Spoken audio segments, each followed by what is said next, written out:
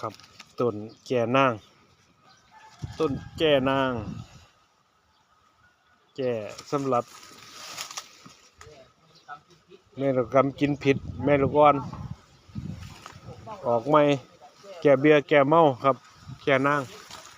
เบียร์เฮ็ดเบียร์หาวแก่นางเขาดงเขาป่าครับผู้ใดบ่จักก็เบิ่งเอาต้นแก่นาง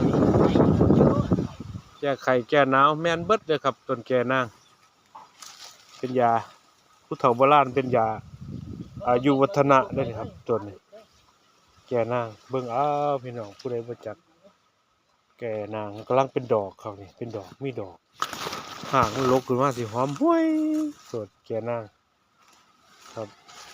เบิ่งเอาเด้อพี่น้องผู้ใดมักเข้าดงเข้าป่าทั้งไตใบเป็นเหลืองๆใบเป็นยาวๆใบมันเบิ่งเอาแกงนางครับผม